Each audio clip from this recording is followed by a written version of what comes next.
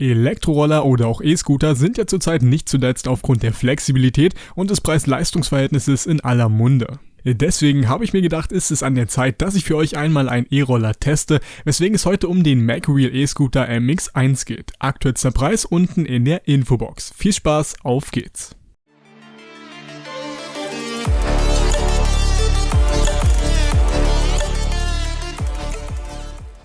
Sie sind leicht, ausdauernd und praktisch zugleich. Der Grund, warum immer mehr Menschen sich einen Elektroroller zulegen. Der MX1 von MacWheel macht auf den ersten Blick einen sehr stattlichen und preisgerechten Eindruck. Das größtenteils aus Aluminium bestehende Grundgerüst und dem stylischen schwarz-grau-roten Design bringt zusammen ein Gewicht von ca. 13 Kilogramm auf die Waage. Zum Tragen oder Transportieren kann der Roller außerdem zusammengefaltet werden, wodurch er problemlos im Kofferraum verstaut oder, wie wir gleich noch sehen werden, getragen werden kann. Dafür befindet sich am unteren Teil des Gestänges eine gut durchdachte Arretierung, die nach dem Entsperren einfach nach unten geklappt werden kann, wodurch der Handgriff frei bewegbar ist.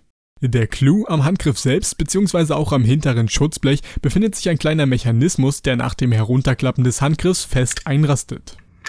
Dadurch dient das Gestänge des Lenkers nun als praktischer Tragegriff, wobei meines Erachtens nach der Roller auch für Frauen nicht zu schwer sein sollte.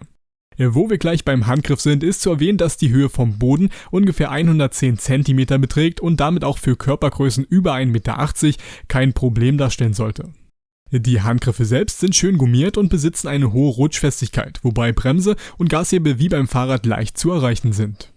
Hinsichtlich der Bremse besitzt der Roller einerseits hinten eine gelochte Scheibenbremse zum Herunterbremsen der hohen Geschwindigkeiten, wobei beim Betätigen der Bremse stets das Bremslicht hinten leuchtet. Andererseits findet durch den verbauten Motor aber auch eine Regeneration, also die sogenannte Rekuperation statt. Dadurch gewinnt der Motor beim Abbremsen Energie wieder zurück. Bei dem Motor selbst handelt es sich um einen im Vorderreifen verbauten Nabenmotor mit einer satten Leistung von 350 Watt. Die 3 verfügbaren Geschwindigkeitsstufen ermöglichen somit Geschwindigkeiten bis zu maximal 15 Miles per Hour bzw. anders gesagt 25 Kilometer pro Stunde. Die maximale Geschwindigkeit ist ebenfalls abhängig von dem Terrain bzw. Körpergewicht, wobei in der Regel stets 23 km pro Stunde erreicht werden. Durch ein langes Gedrückthalten des Power-Buttons auf dem Display lässt sich der Roller nun an- bzw. ausschalten, wobei durch ein jeweils weiteres Drücken des Knopfes zwischen den Geschwindigkeitsstufen gewechselt werden kann. Ebenfalls ersichtlich auf dem Display ist die aktuelle Geschwindigkeit in Miles per Hour und eben nicht in Kilometer pro Stunde, was jedoch eigentlich kein Beinbruch ist. Ab 3 km pro Stunde, also ungefähr 2 Miles per Hour, ist es dann möglich, durch das Daumengas auf der rechten Seite den Roller elektrisch fahren zu lassen, wohingegen die Beschleunigung ab der zweiten Stufe wirklich signifikant spürbar ist. Genügend Strom für Motor und Licht stellt hingegen der unter dem Trittbrett verbaute 270 Wattstunden große Lithium-Ionen-Akku parat. Durch ein beiliegendes Netzteil, auch mit Euro-Stecker, kann dieser durch den Eingangsport auf der linken Seite innerhalb weniger Stunden komplett aufgeladen werden.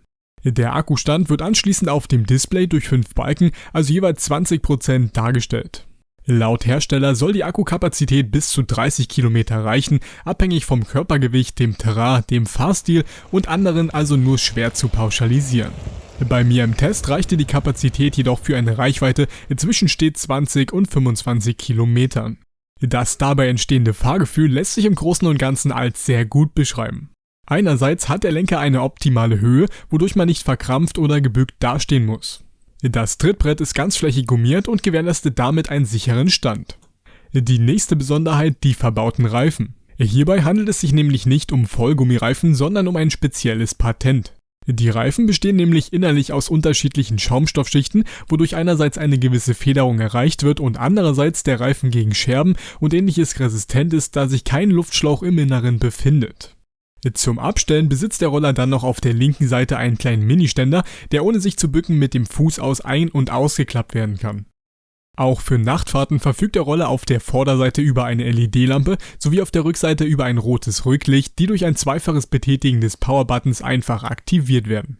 In diesem Sinne ist der E-Scooter MX1 von MacWheel perfekt geeignet für die letzten paar Kilometer zur Arbeit, beziehungsweise um sehr flexibel zwischendurch zu sein oder aber auch einfach nur aus Just for Fun.